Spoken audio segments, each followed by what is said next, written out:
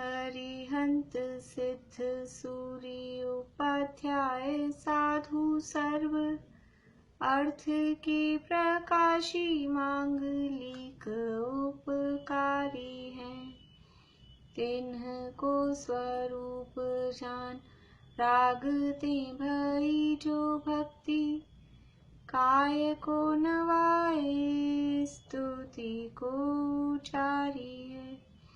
धन्य धन्य तिन्हीं ते काज सब आज भये कर जोरी बार बार वंदना हमारी है। मंगल कल्याण सुख ऐसो हम चाहत हैं। हो मेरी ऐसी दशा जैसी तुम धारी है। हो मेरी ऐसी दशा जैसी तुम धारी है। मंगलमय मंगल करण वीत राग विज्ञान नमो ताहि जाते भये अरहंतादि महान। करि मंगल करियो महा ग्रंथ करण को काज। जाते मिले समाज सब पावे निज पद राज। मिथ्या देवादिक भजे होए मिथ्या भाव। तज तिनको साचे भजो यह हित हेतु पाव। यह हित हेतु पाव। प्रश्न लेने या एक दो दिन बाद में?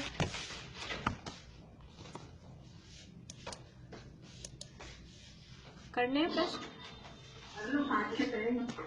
ठीक है।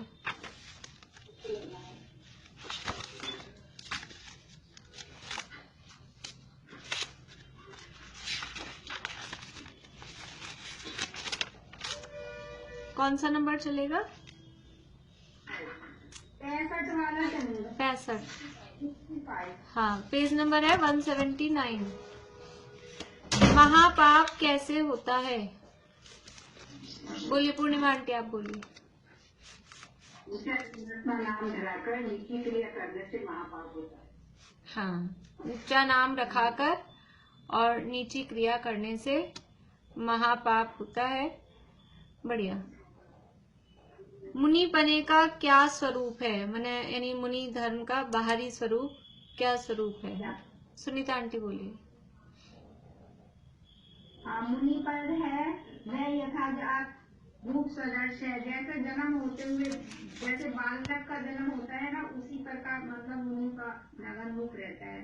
तो वह मुनि अर्थ यानी धन वस्त्रादि वस्तुएं उनमें तुष मात्र भी ध्यान नहीं करता। बढ़िया। कि जैसा जन्मते हुए बालक का जैसा रूप होता है नग्न दिगंबर परिग्रह के बिना, वैसा ही मुनिराज का स्वरूप होता है। अन्य कोई भी वस्तुएं वो जरा सी भी ग्रहण नहीं करते हैं। ऊंचा नाम रखाकर नीची प्रवृत्ति युक्त नहीं है, बताइए। बोलिए मनोरमा आंटी, बोलिए।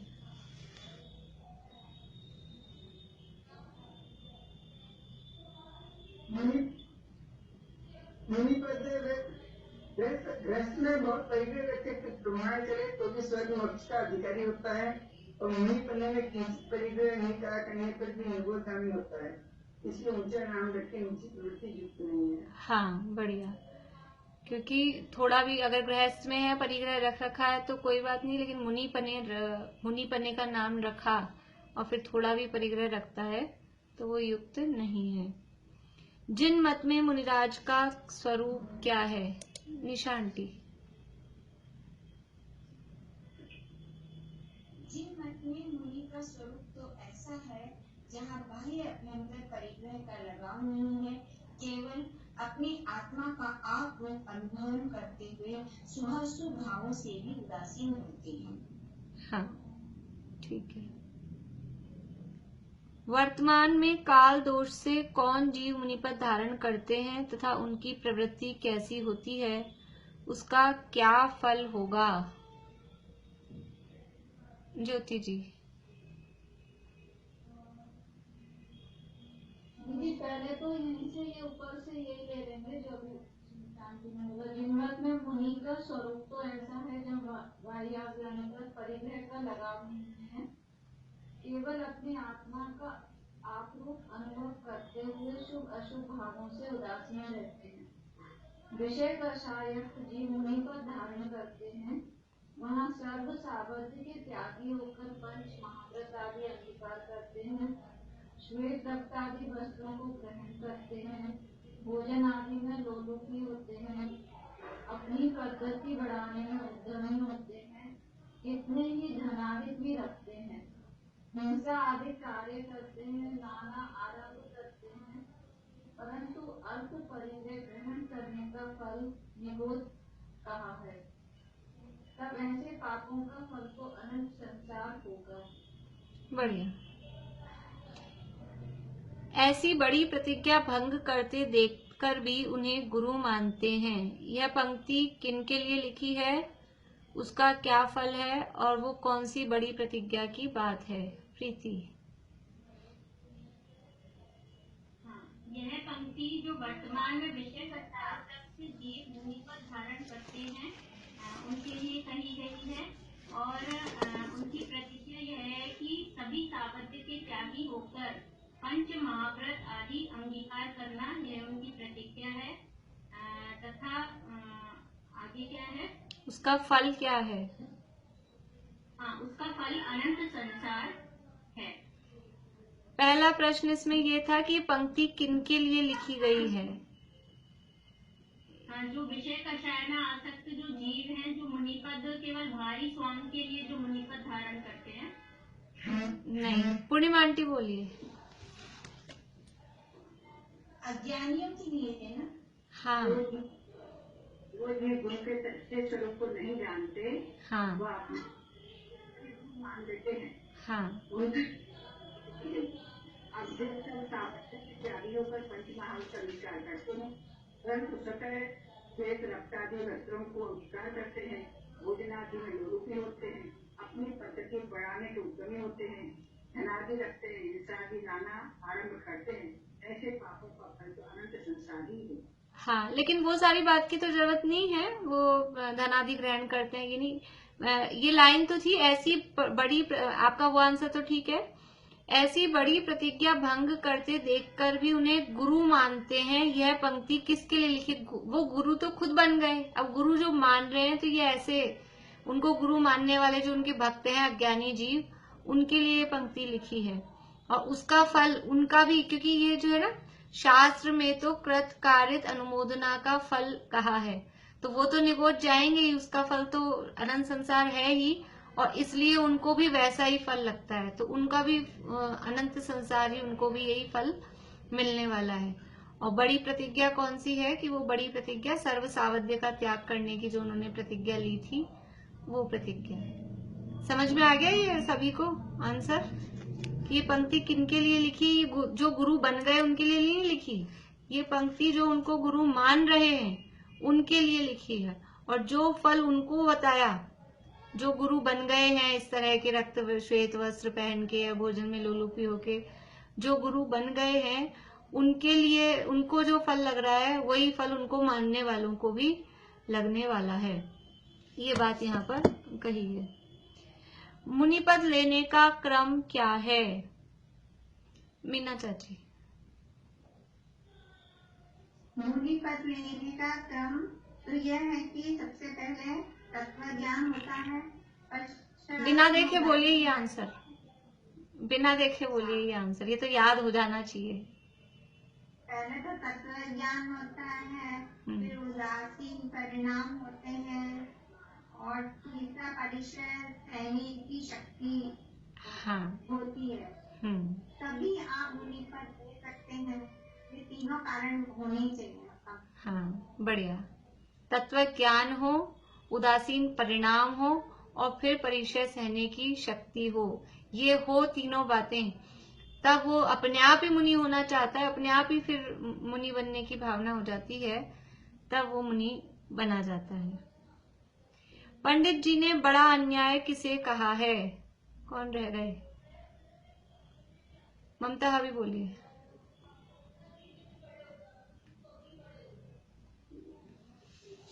तत्व ज्ञान एक विषय कसायसक जीवों को माया से व लोभ दिखाकर मुनि पर देना, पश्चात अन्यथा प्रवृत्ति कराना, तो यह बड़ा अन्याय है। हाँ, जो तत्व ज्ञान से रहित है, विषय कषाय में आसक्त हैं, ऐसे जीवों को लोभ दिखाकर मुनि बना दिया, तो ये बहुत बड़ा अन्याय है।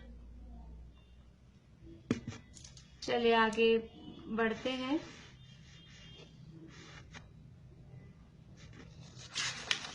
आगे कितने दिए हैं मैंने आपको क्वेश्चन?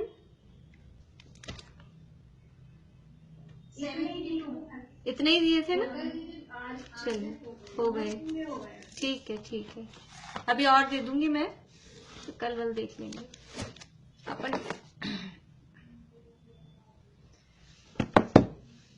अपनी चर्चा चल रही थी पेज नंबर 182 पे। यहाँ शास्त्रों के प्रमाण बताए जा रहे हैं कि किस किस तरह से जो गुरुओं को पूजते हैं, यानी यथार्थ आचरण जिनका नहीं है, उनको पूजने वाले, या फिर वो जो खुद इस तरह का आचरण कर रहे हैं, उसका क्या फल होगा और क्या सही है क्या गलत है, उस सबके यहाँ शास्त्र में प्रमाण दे रहे हैं। कल हमने गाथाएं देखी थी दर्शन पाहुड़ की, कि जो जानते हुए भी लज्जा से, गारव से और भय से उनके पैर पड़ते हैं।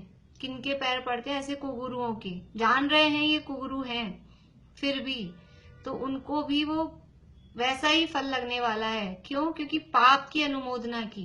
अनुमोदना का फल क्या? जैसे अपने एक केस चला संजय दत्त का, कुछ लोगों को पता होगा, कुछ को नहीं भी पता होगा। बहुत दिनों से मतलब उस पे केस चले जा रहा है। क्या क्या क्या किया था उसने? कि वो जो आतंकवादी थे उनको केवल शरण दी। खुद आतंकवादी नहीं था, खुद ने कुछ किया भी नहीं, लेकिन आतंकवादियों को शरण दे दी। उनसे समझ लो मित्रता थी, मित्रता भी नहीं हो, ऐसे भी कोई घर में आके रह गया हो, तो उसको शरण देने वाले को भी वही आज तक उसकी चलती है सारी। हाँ, पूर्णिमा आंटी कुछ बोलना चाहते हैं? जब वैक्सीन निकला ना, वो गाय के खून से, गर्भे की गाय के पेट का बच्चा निकाल के उससे बनाया गया वैक्सीन है ये, कोरोना का। जो नया वैक्सीन आया है ना, आज पेपर में बहुत सारा आया, वो वैक्सीन अपन जैन लोगों को लगाना नहीं है, ऐसा सबके लिए उसको बोल के डलवा दूंगी आपको उस पर। हाँ, यूट्यूब अपने पूरे इसमें तो बताया। दीपक भैया ने डाला है यूट्यूब पे। श्रुति ने डाला है मेरे पास गोपाल से। अच्छा, श्रुति को बोलना मेरे को भी भेज, मैं बोल दूंगी उसको, मुझे भेज देगी। ये अनुमोद अब जैसे बता रहे वैक्सीन है, वो बहुत हिंसक बनाया, वैक्सीन के नाम पे सब लगा लेंगे। वो अब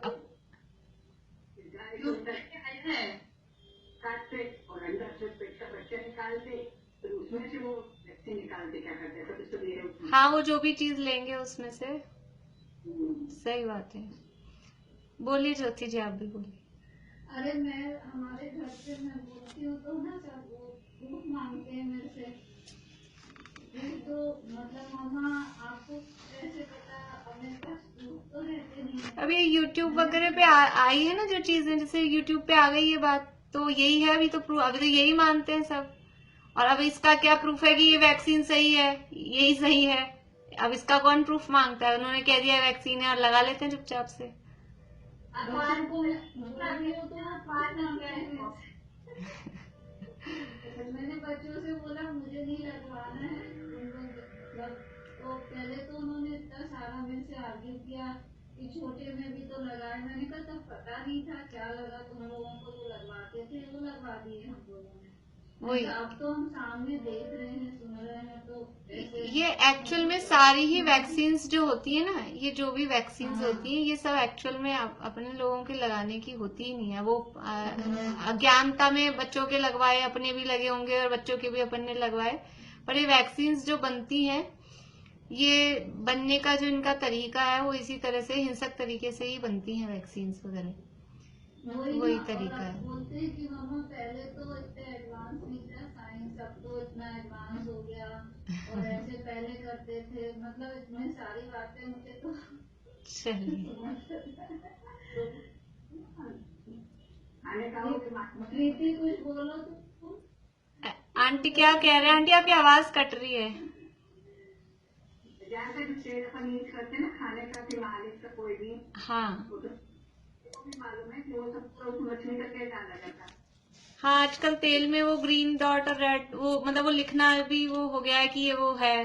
करना भी अपने जन लोग ये अभी दीपक भैया की क्लासेस हुई थी, उसमें उन्होंने, मैंने आपको पहले भी कहा था, वो प्रवीण जी के चैनल पे भी हैं वो, और उनके दीपक भैया के खुद के चैनल पे भी इस तरह की सब चीजें हैं। डॉक्टर दीपक जैन के नाम से सर्च करेंगे यूट्यूब पे, तो उस पे ये काफी चीजें उन्होंने बताई हैं। जो तेल वगैरह यूज लेते हैं, तो वो ये कोरोना के चक्कर में वो कुछ मेरे को याद नहीं आ रहा अभी, वो चीज उसमें होनी चाहिए, तो वो जो चीज उसमें होने के लिए गवर्नमेंट की तरफ से कहा गया है, तो वो नॉनवेज में आता है। वो कौन से विटामिन डी, शायद विटामिन डी डालना है। हाँ, विटामिन डी उसमें होना चाहिए। तो वो जो भी मार्केट में तेल आएंगे खाने के या जो भी, वो विटामिन डी सहित होंगे, तो वो नॉनवेज हो जाएंगे। विटामिन डी जो आएगा वो सब नॉन वेजिटेरियन तरीके से आता है। माँ से बिना लेबल करेंगे ना अपन, कहा अपने लिए उसको कोई लेबल नहीं लगाए, हाँ उसमें छूट। हाँ, वो जो लेबल वाले आएंगे उसमें वो नॉनवेज वाला होगा। जो बिना लेबल के होंगे, जिसपे लेबल नहीं है, वो अपन पूछताछ, यानी खरीदने से पहले, लेने से पहले पूछताछ जानकारी करके तभी लें। थोड़ा सा अवेयर, हमको, हम जैन हैं और हम अगर इस तरह का रखते हैं तो थोड़ा सा हमको अवेयर रहना चाहिए, हम पूछताछ करके ही लें। हाँ, चलिए, तो कैसे है ये पाप की अनुमोदना? अनुमोदना अपन ने तो नहीं किया, मान लो खाने पीने की चीजों में जो हिंसा हो रही है, या हमने तो नहीं किया, लेकिन उसको हम खरीद रहे हैं ना, उसको हम खरीद रहे हैं, हम उसके ग्राहक बन रहे हैं, तो उनके लिए डिमांड हो रही है। डिमांड होती है तो वो बनाते हैं। जैसे और भी जो चीजें अभी मार्केट में जैनों ने मतलब इस तरह से चला दिया, हम चमड़ा यूज नहीं लेंगे। तभी चप्पल जूते की दुकान पे जाओ और उसको बोलो कि चमड़ा तो नहीं है ना, इतना सा पूछो ना, तो वो बोलता है अच्छा आप जैन हो, मतलब कि अब उनको समझ में आ गया कि जैन लोग ये नहीं लेंगे। तो हमने डिमांड की कि बिना चमड़े का हमको चाहिए, तो बिना चमड़े का मिलने लग गया। लेकिन वो चमड़े का बनाते हैं, वो अशुद्ध चीजें बनाते हैं और हम खरीदते हैं। तो हमने उनकी डिमांड की तो उनको तो उत्साह बढ़ गया कि और बनाओ। तो इसलिए वो अनुमोदना का बराबर फल उतना ही लगता है। यदि हम नहीं, हम कोई कहे अपने एक दो जनों के मना करने से क्या होता है, एक दो नहीं है, एक एक दो दो करके इस तरह से मना करें, तो अभी सब जगह जैसे समझ लो बाहर होटल वगैरह में भी जैन फूड चलने लग गया है, और भी कई चीजों में इस तरह से पहले नहीं होता था। तो अब कहे यद्यपि होटल का खाना भक्ष्य है, वो मैं नहीं कह रही हूँ, लेकिन एक नाम तो आया, पहचान तो आई कि हाँ भी बिना आलू प्याज का भी कुछ होता है ऐसा। तो हम उसको ले रहे हैं, इसका मतलब हम उनकी अनुमोदना कर रहे हैं। हमें वो चीज काम में नहीं लेनी, फिर दुनिया में कौन ले रहा है कौन नहीं ले रहा है उससे मतलब नहीं है, लेकिन हम अगर उसको काम में ले रहे हैं तो उसमें अनुमोदना होती है। तो यहाँ कह रहे हैं कि पाप की अनुमोदना, तो यहाँ तो उस कुगुरु की अनुमोदना।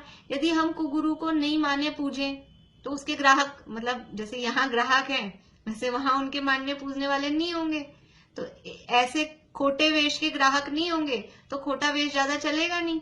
दूसरा व्यक्ति बनने से पहले सोचेगा कि खोटे वेश वाले को कोई नहीं पूछता है, तो अपन सच्ची क्रिया क्या है, सच्चा वेश क्या है, वो जानने की उसको जिज्ञासा रहेगी। और जब ऐसे ही पूज रहे हैं तो ऐसे ही पूजते हैं, अपन भी ऐसे ही बनो, सरल बढ़िया है, घर गृहस्थी जैसे रहो, खाओ पियो ऐश करो और पूजापा का पूजापा। इसलिए वो अनुमोदना करने वाले को भी बराबर उतना ही फल लगता है, वो बात यहाँ पर बताई। इसके बाद में ये अपनी हो गई थी, 3 गाथाएं हो गई थी।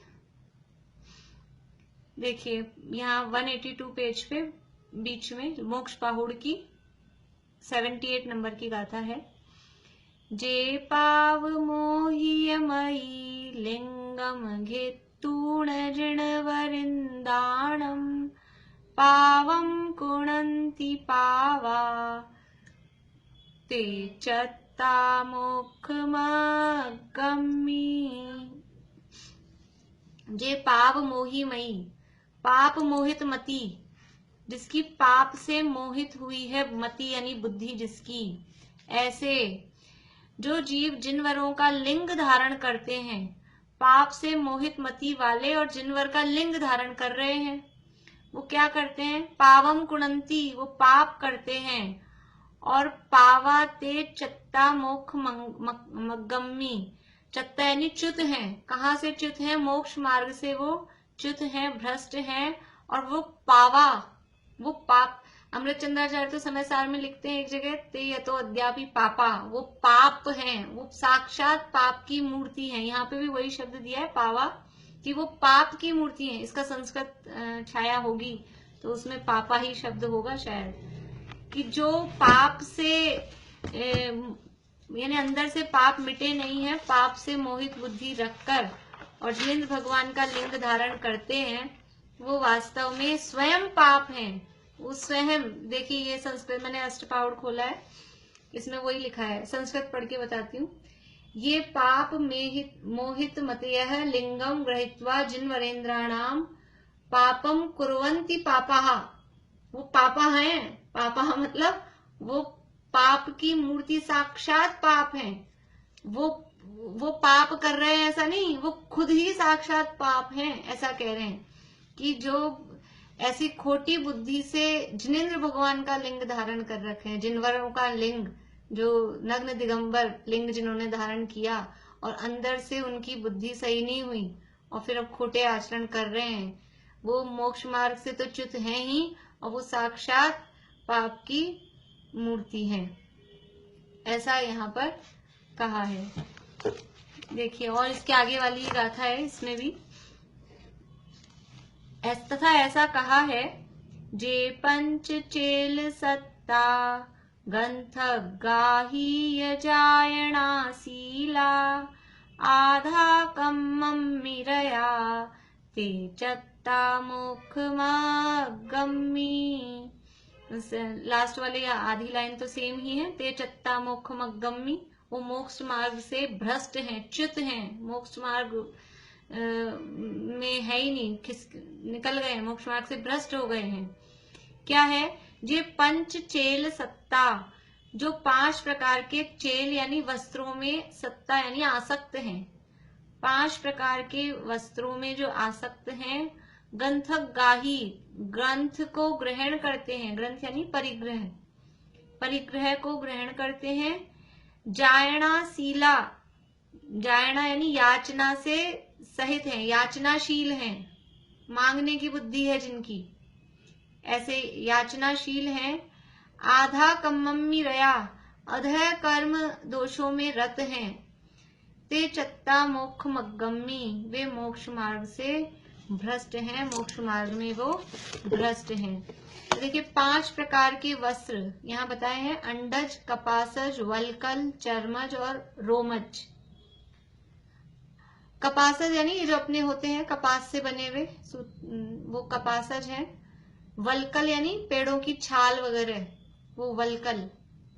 चर्मज, चमड़े से बने हुए जो वस्त्र हैं, किसी की मृग की चर्म को पहन लेते हैं, या और भी अभी तो चमड़े की सब जैकेट वैकेट जैसे बनती हैं, तो चर्मज। और रोमज, जो ये फर वाले जो होते हैं, रोम से जो बनते हैं, ऊन वगैरह रोमज के अंतर्गत आएंगी, ये रोमज। अभी एक अंडज है, ये मुझे समझ नहीं आया है, अंडज कौन से होंगे? अंडज मेरे ख्याल से रेशम के कीड़ों वगैरह से जो बनते हैं, शायद उनको अंडज में लेंगे, है ना, वही होगा शायद अंडज। रेशमी वस्त्र वगैरह जो हैं वो अंडज के अंतर्गत। तो इस प्रकार ये 5 वस्त्र हैं। इन 5 वस्त्रों में से किसी भी प्रकार के वस्त्र को ग्रहण कर रहे हैं। अभी से ये कपास वाला है या रेशम के, ये वस्त्र तो छोड़ दिए, और जंगल में चले गए, फिर वो पेड़ों के पत्ते छाल वाल पहन लिए, कि मृग की वो चमड़ा पहन लिया, इस तरह का है ना।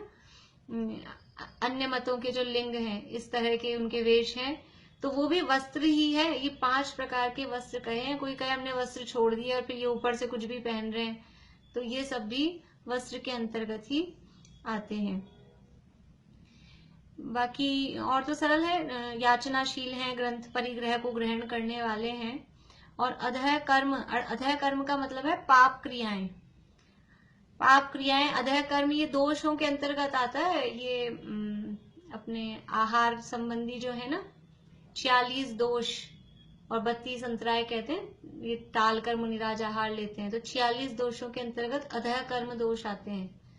अधः कर्म दोष मतलब वो पाप सहित जो है सदोष जो भोजन होता है, वो अधः कर्म दोष के अंतर्गत आता है। वो सब जो ऐसा सदोष आहार ग्रहण कर लेते हैं, पता लगने के बाद भी समझ लीजिए जो भी उद्दिष्ट वगैरह है या और भी कोई भी बातें हैं, वो सब मोक्ष मार्ग से च्युत है, वो भ्रष्ट हैं। वो भ्रष्ट है, सीधा सीधा यहाँ कहा है कि वो भ्रष्ट हो गए हैं, वो कोई सच्चे मुनि नहीं है। देखिए यहाँ इसका भावार्थ पढ़ती हूं मैं। ये भावार्थ लिखे हैं जयचंद जी छाबड़ा साहब ने, मोक्ष अष्टपाहुड़ में से ही पढ़ रही हूं मैं। यहाँ आशय ऐसा है कि पहले तो निर्ग्रंथ दिगंबर मुनि हो गए थे, पीछे काल दोष का विचार कर चारित्र पालने में असमर्थ हो निर्ग्रंथ लिंग से भ्रष्ट होकर वस्त्राधिक अंगीकार कर लिए, परिग्रह रखने लगे, याचना करने लगे। याचनाशील मतलब किसी भी तरह की याचना, कुछ भी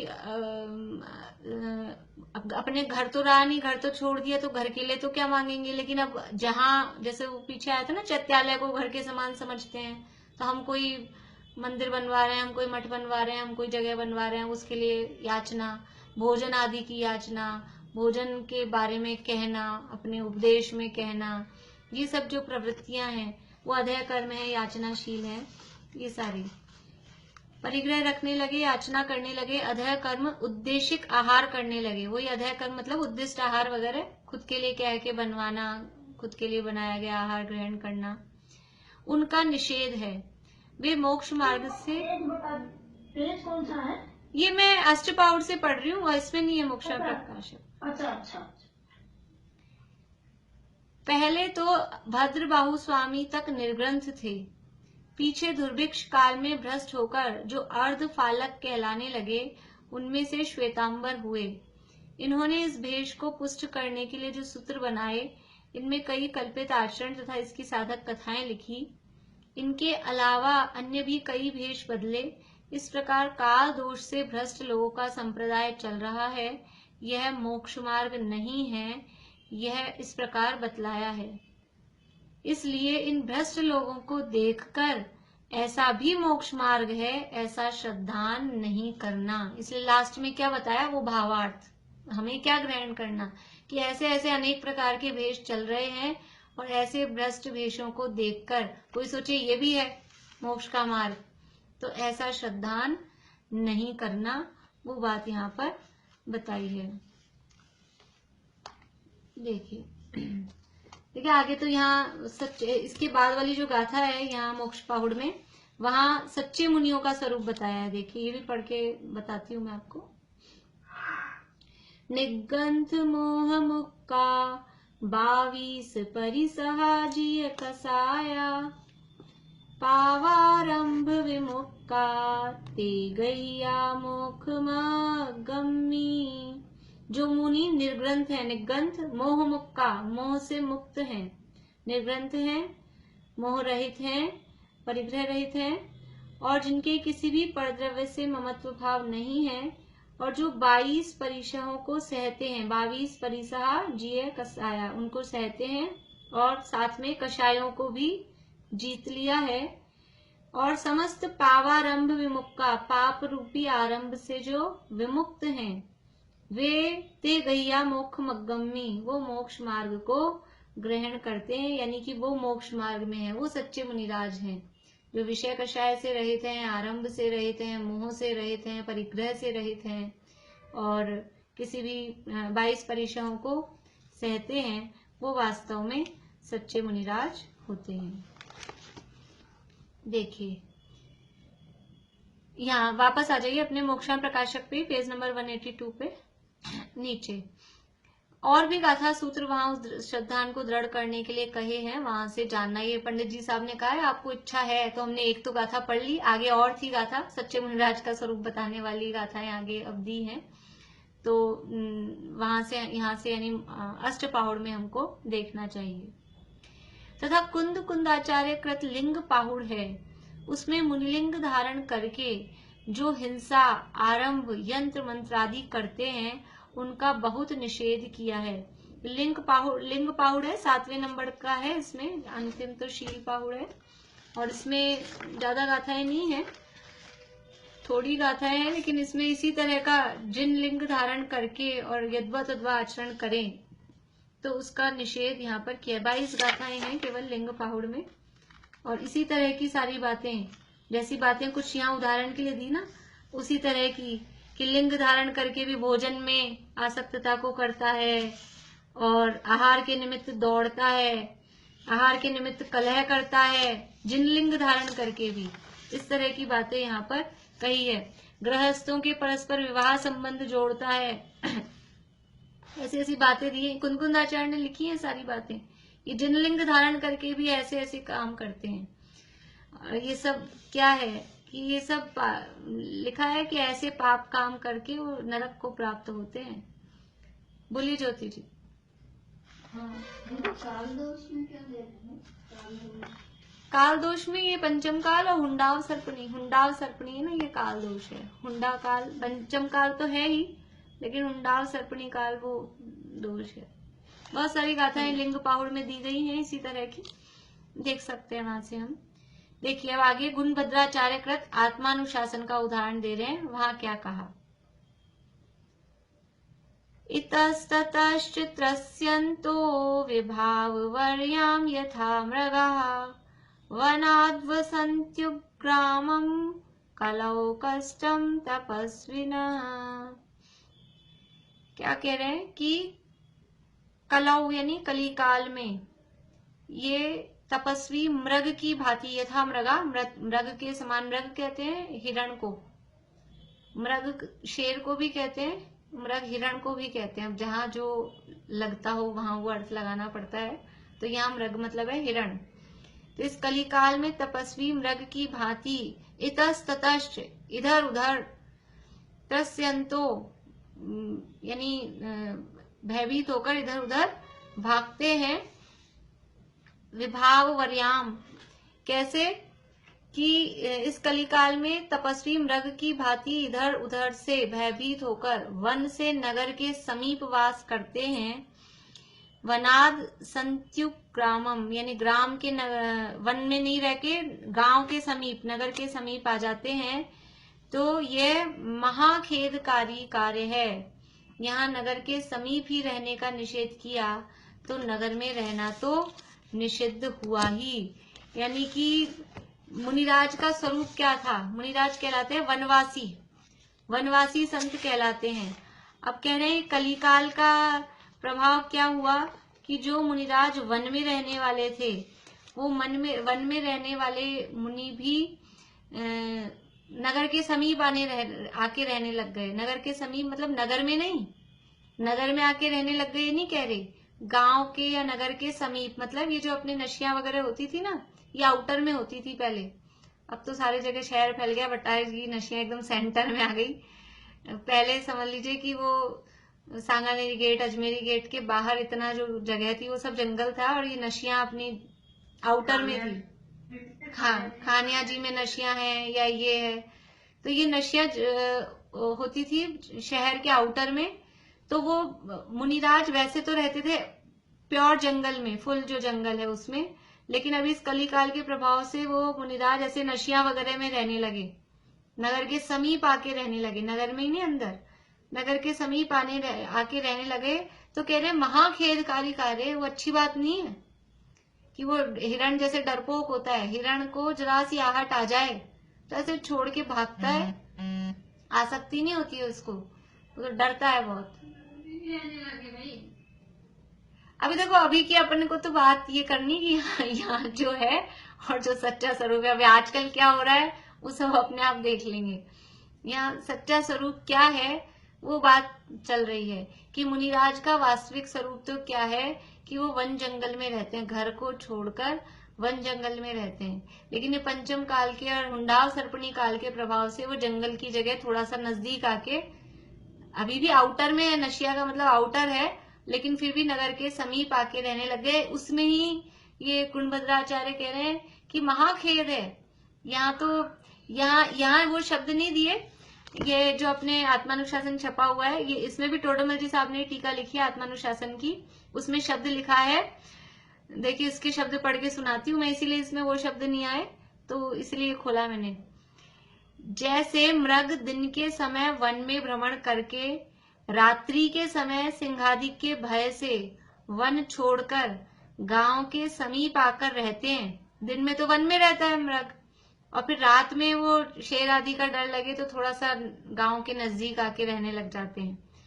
वैसे कली काल में मुनि भी दिन के समय वन में निवास कर रात्रि के समय गांव के समीप आ जाते हैं। सो हाय हाय, ये शब्द थे इसमें, सो हाय हाय, ये बड़ा कष्ट है। ये कितना मतलब कैसी बात है, हाय कर रहे हैं मुनिराज, वो नगर के समीप आके रहने लग गए तो कह रहे हैं हाँ, जैसे ऐसे करते हैं ना बच्चों को, हाँ ये हाय मतलब वो, कि कितनी शेमफुल बात है कि आप नगर के समीप आके रहने लग गए हो। सो हाय हाय, यह बड़ा कष्ट है। मुनि तो महानिर्भय होते हैं, वे मृगों के समान गांव के समीप आकर कैसे बसते हैं। इसलिए मुनियों को तो वास्तव में गिरी, शिखर, गुफा, विषम वन, नदी तट इत्यादि निर्जन स्थानों में रहना ही योग्य है। तो जब वो नगर के समीप आकर रहने का ही हाय हाय कर रहे हैं, हो गलत काम है, तो नगर में आके रहने लग गए, उनकी तो क्या कहें। अब नगर के समीप आकर रहने का ही निषेध किया तो नगर में आके जो बस गए उनकी तो अब क्या बात करें, उनका तो कहना ही कुछ नहीं है। इस यहाँ पर ये आत्मानुशासन में ये बात कही, और आगे कह रहे हैं इसी में आत्मानुशासन में ही 200 नंबर का श्लोक है। वरम ग्राहस्थ्यमेवाद्य तपसो भावे जन्मनः सुस्त्री कटाक्ष लुंटाक लुप्त वैराग्य संपदः। वरम, वरम यानी वरम का अर्थ बताया था मैंने कल परसों, हाँ प्रीति बोल रही है श्रेष्ठ, हाँ वरम यानी श्रेष्ठ है। क्या श्रेष्ठ है, क्या अच्छा है। गृहस्थम, घर गृहस्थी में रहना वो बढ़िया है, गृहस्थी में रहना, घर में रहना वो बढ़िया है। कैसे, जिससे अनंत संसार होने वाला है, अनंत संसार होने वाला है, ऐसा आपने कुछ गृहस्थी छोड़ के ऐसा कोई वेश धारण कर लिया कि जिससे अनंत संसार होने वाला है, इससे तो घर गृहस्थी में रहना वो बढ़िया था, वो वरम, वो श्रेष्ठ था। देखिए होने वाला है अनंत संसार, जिससे ऐसे तप से गृहस्थ पना ही भला है। और वो तप कैसा है, प्रभात होते ही स्त्रियों के कटाक्ष रूपी लुटेरों द्वारा जिसकी वैराग्य संपदा लुट गई है, ऐसा है। यानी सुस्त्री कटाक्ष लुंटाक मतलब स्त्रियों के जरा से कुछ उन्होंने बात कही या उन्होंने हाव भाव दिखाए और उससे ही उनका वैराग्य सारा लुट गया। तो इतने से में जिनका वैराग्य चला गया, ऐसे वैराग्य से, ऐसा घर गृहस्थी छोड़ के और साधु बनने से क्या मतलब है, वो तो अनंत संसार का ही कारण है, ऐसा यहाँ पर कहा है। देखिए यहाँ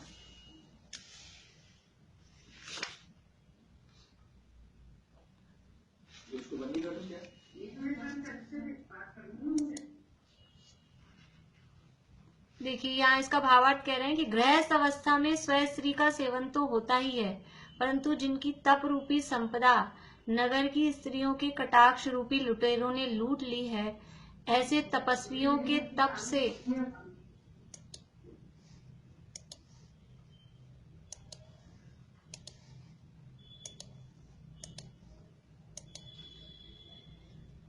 ऐसे तपस्वियों के तप से गृहस्थ अवस्था को ही श्रेष्ठ जानना, क्योंकि ऐसा तप संसार का ही कारण है।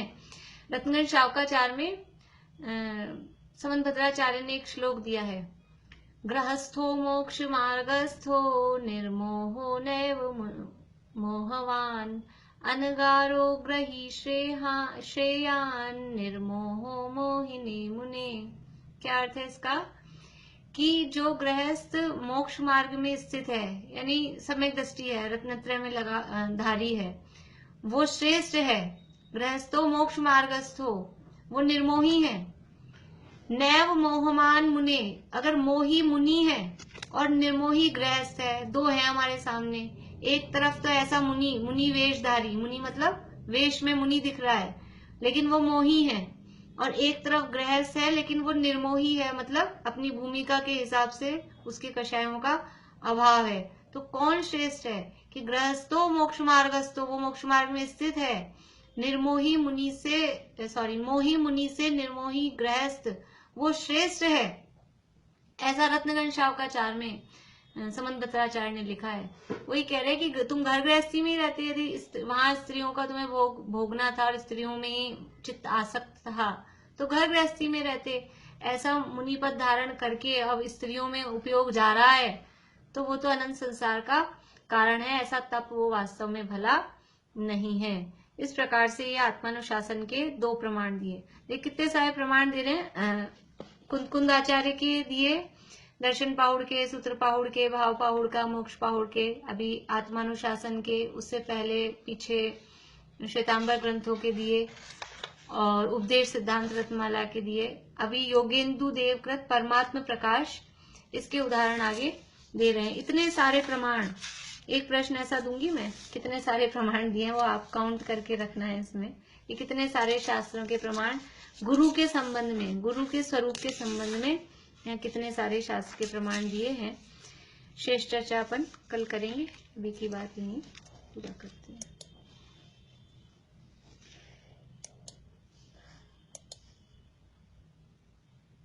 किसी को कुछ पूछना तो नहीं है ना? पूरा करें।